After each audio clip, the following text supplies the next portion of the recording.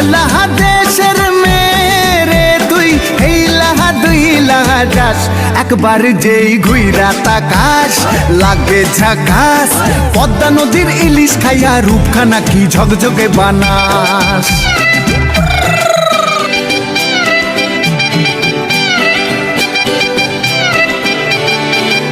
ওরে বাংলাদেশে